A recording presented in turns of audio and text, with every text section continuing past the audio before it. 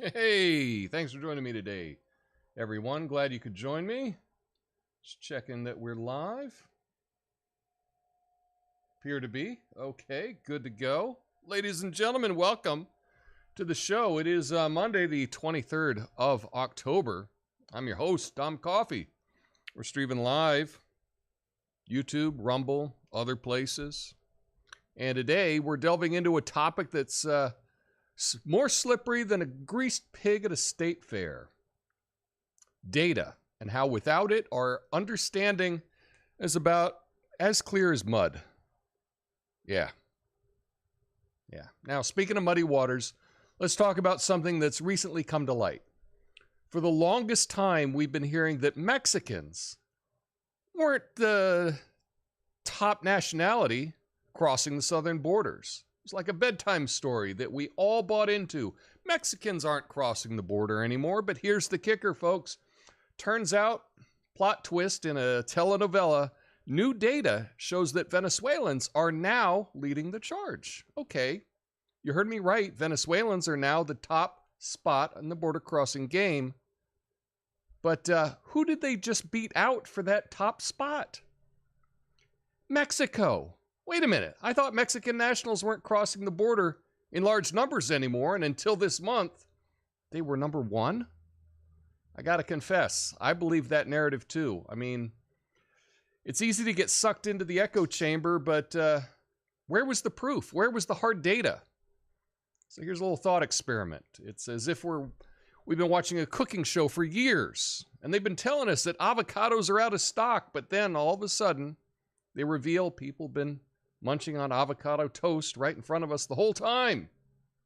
Yeah, all seriousness, this highlights a crucial point. We can't just rely on narratives and talking heads. We need hard data, folks. Without it, our understanding is like a jigsaw puzzle with half the pieces missing. I'm not making any declarations about the border, just that we've all been misled because we didn't insist on hard data. Remember that without data, our understanding is just a wild guess, a game of pin the tail on the donkey with a blindfold on. Let's be diligent. Let's insist on evidence. Next time you hear a story that leaves you scratching your head, just remember, it might be as real as 2 weeks to stop the spread. My name's Tom Coffee. This is the Coffee Nuance Show, the best censored commentary news show live right now. Flame on.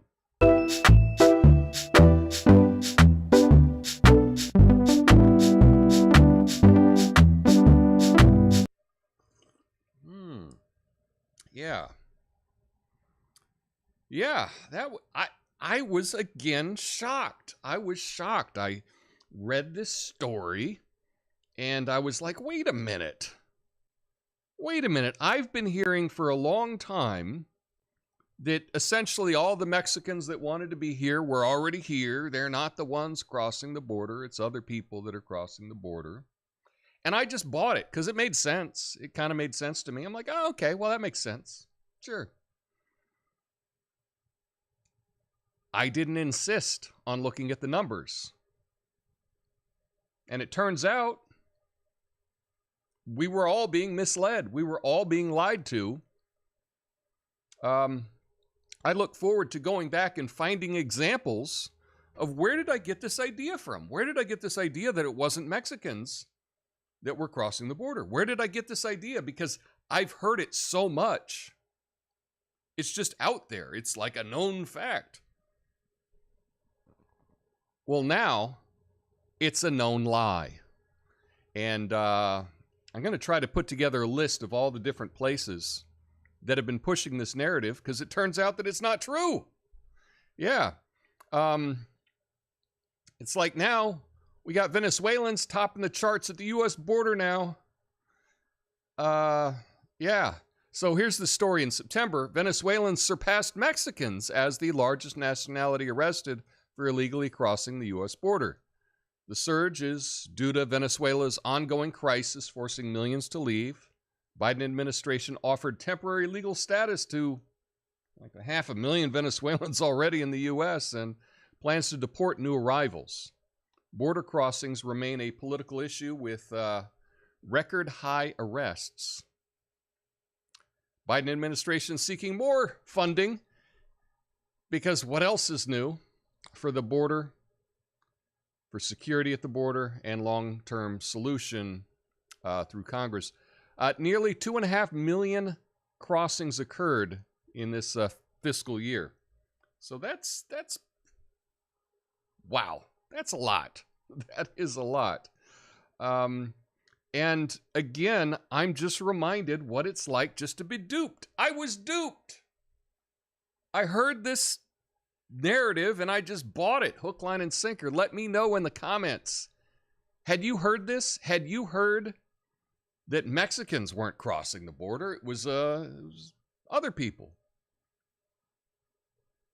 Now, again, I'm not putting any judgment on anyone for crossing the border. I'm not even talking about that. I'm talking about, this is a meta topic, right? This is about believing things without any data.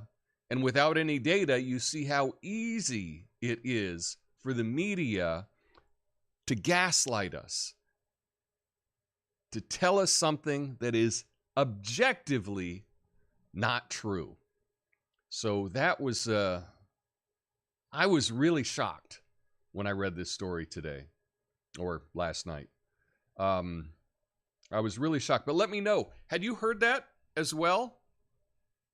Had you heard that narrative that Mexicans weren't crossing the border? It was other people, right? But Mexicans pretty much weren't crossing the border at all. Had you heard that narrative? Because maybe it was just in my bubble. I've probably repeated that narrative on this channel because I was not critical when I heard it. Because it was like, it made sense, so I just went with it. Yeah. So I'm just mea culpa. I screwed up.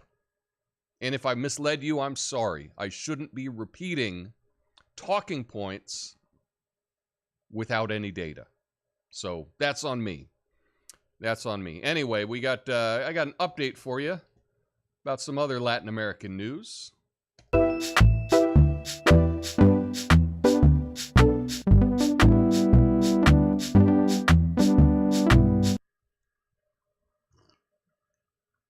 Yep.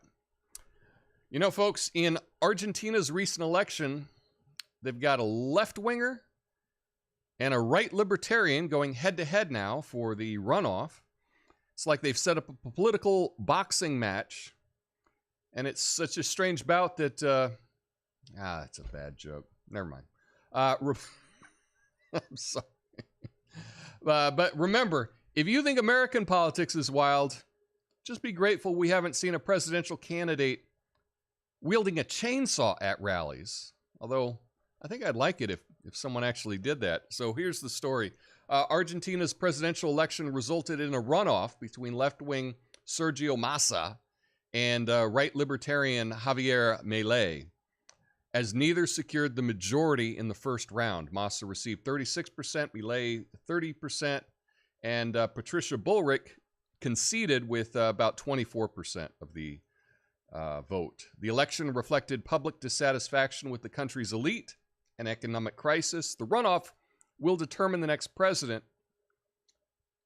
Milei represents the government coalition. Boo.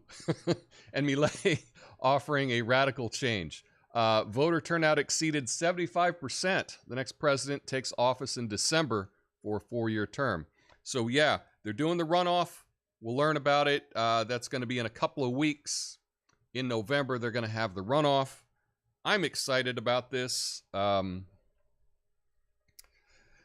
It's pretty amazing that they were able to count all the votes. All the votes, like before midnight, Buenos Aires time, right? In the entire country, they were able to count them all.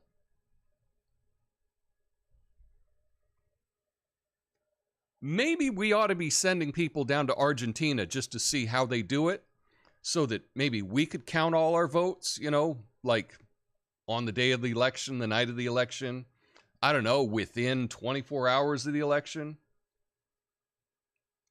It's embarrassing that this country that's going through such economic crisis right now is able to totally best us in counting votes? I don't know. But what do I know? What do I know? We don't insist on it. I don't see anyone really. A couple people, MTG is kind of pushing for it, but pretty much the establishment on the left and the right doesn't seem to be doing anything to make any of the voting any more transparent, any more efficient. I haven't seen any positive changes in the voting process since the last time, and that was pretty much a disaster. I think we can all agree. So it just kind of tells me that that's probably what's going to happen next time as well. We're not going to have a clean, we're not going to be able to declare a winner on the night like they did in Argentina.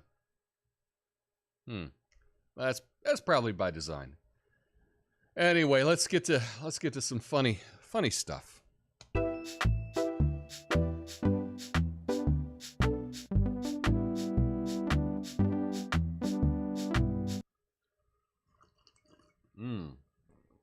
You know, folks, Elon Musk wants to give Wikipedia $1 billion with a B if they change their name to Dickipedia.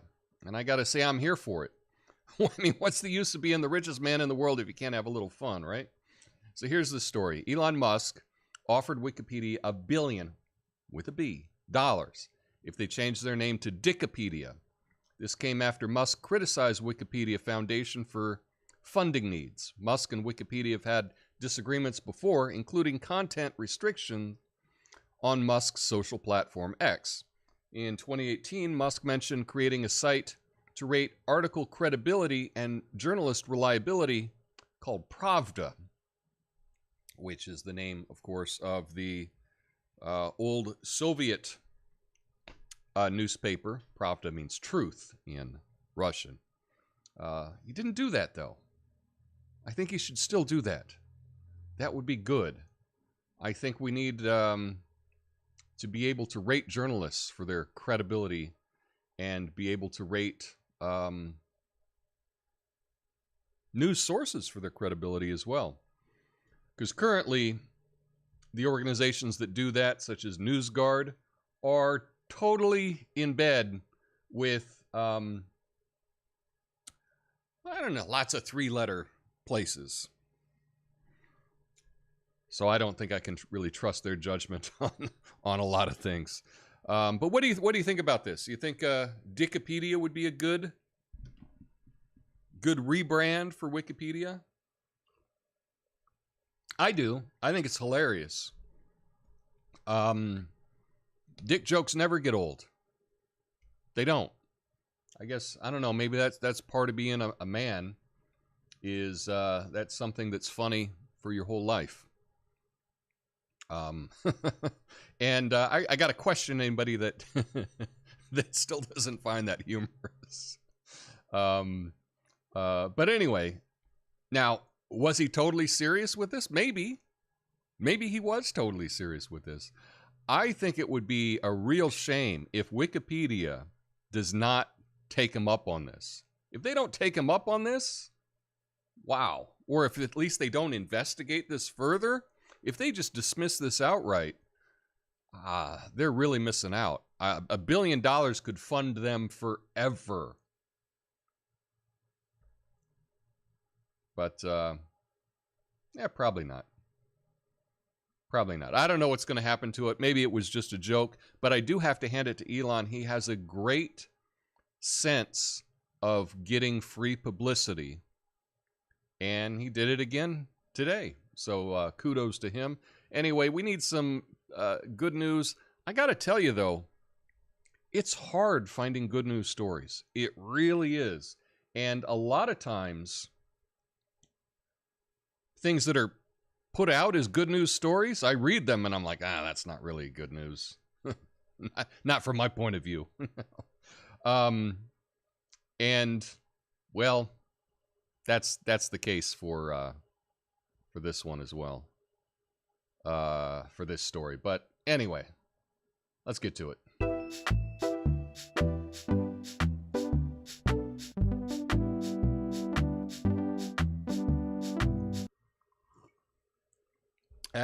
Folks, it seems McDonald's is just handing out free fries like they're going out of style. I mean, they gave away free McNuggets, free fries. They even had 50-cent cheeseburgers. I'm no financial expert, but I'm starting to think the value of the dollar may be directly related to the number of French fries McDonald's is willing to part with. So here's the story. McDonald's is offering a promotion called Free Fries Friday. Not nearly as cool as Fact Check Friday, but Free Fries Friday. Allowing customers to get a free medium order of their famous fries every Friday through the end of the year.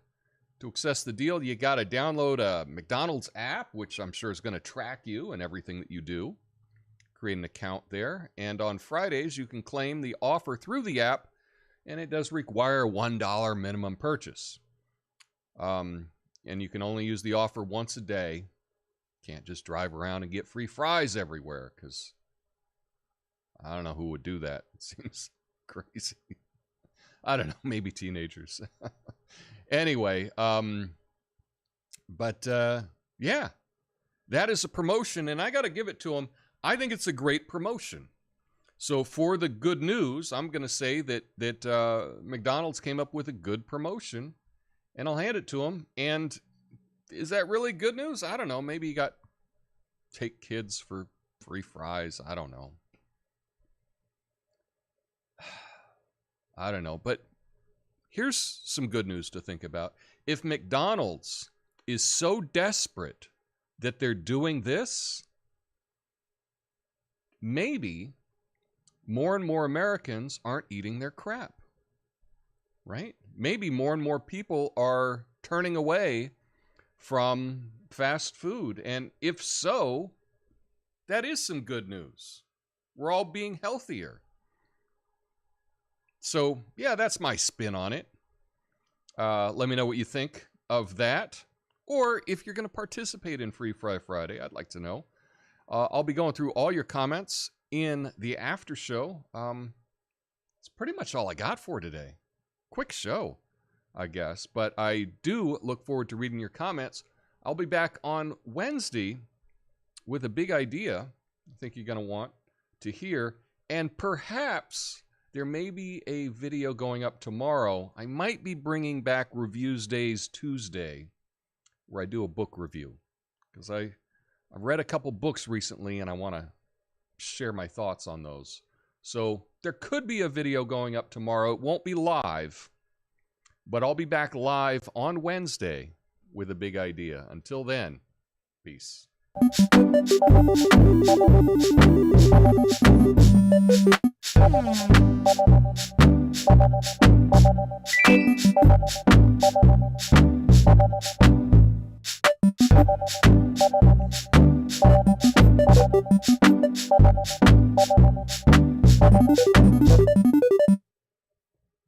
Yeah, thanks for sticking around.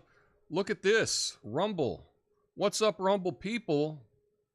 We are not commenting live on Rumble, which is odd because I look at the analytics and I can see that Rumble gets more views than YouTube, just not live. Just not live.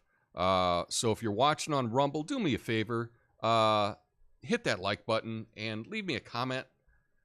Let me know you're a real person out there. I'd appreciate that. And who knows, maybe at some point we'll only be on Rumble.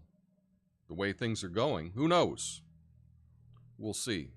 So anyway, what's up? Everybody's checking in with all the fun emojis. So what's up, Apothecary John, Natasha, Lucid Moments? Good to see everybody in the chat. Smash that like button. Says Alan Durrell. Yeah. Eerie Fairies here. Nice. Pin the fail on the Democrats. I like that. Pin the fail is a good turn of phrase. I think, Lucid, I'm going to start using that. I like that. Pin the fail. And then on the Democrats is actually funny because their symbol is the donkey, right? So that's good. That could be a T-shirt. I like that. I heard it was military-age people instead of families with children. Yeah, a lot of military-aged men are crossing. It's been that way like forever.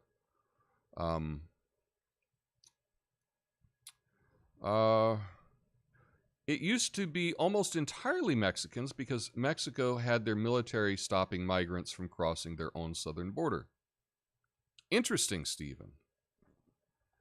And I do think, the idea I've heard floated is, we got a really big border, but Mexico's southern border, not nearly as big.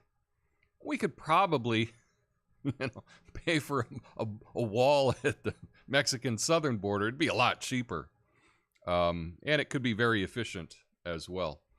Yeah, the physics of voting work differently south of the equator, like the direction of water circling a drain. Perhaps that's it. Maybe that's why they're able to do it. Although it is interesting, like I know in a lot of European countries, like for example, Sweden, at least when I was there decades ago, hand-counted paper ballots, and they were able to do it the same night. Yeah. So I'm not sure what's happening here. Mexicans and Venezuelans being the majority doesn't tell us much. The question is what small portion of millions are from other countries, refugees, little reason to cross an ocean. Yeah, again, without data, it's hard to really draw any good conclusions. That was the point of what I was saying in the monologue. If we don't have actual data, it's just a story. So, yeah. I'd change my name to Dicky Dick for $1 billion. I might change my name to Dicky Dick just for the laugh.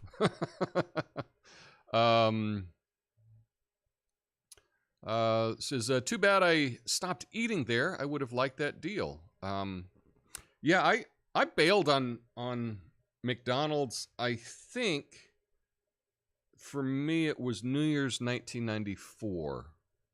I believe that's when I decided I wouldn't go to McDonald's anymore. Yes, book reviews, please. I will try to do a book review for you. I got a couple I've been finishing up, and they're all pretty new. So I'll try to do that. A $3 double cheeseburger that was 99 cents a few years ago, I'll pass. I get that. Lucid says, the last book I read was Charles Krauthammer's last book, Things That Matter. Wow. I have such a disdain for Krauthammer. There's something about him. And that just could be my reaction to the guy when I've seen him. I have no idea. The book could be great. But there's something about that guy that just does, I don't know. I just have a visceral reaction every time I see his face. So that's funny. Odds that vote counting in the U.S. are difficult to impossible increase substantially with the degree of swing state status. Yes. Yes. Anyway, I'm not going to speculate on why it takes so long to count the votes. I think we can all make some guesses as to why that's the case. But that's just my opinion.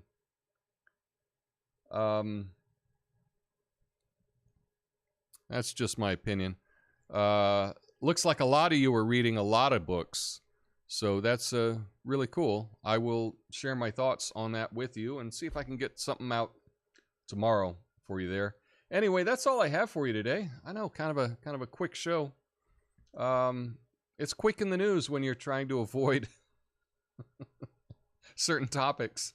It seems to be the only thing anyone's ever talking about. But yeah. Yeah, there we go. Anyway, that's all I got for you today. Have a beautiful one. I'll see you on Wednesday. Peace.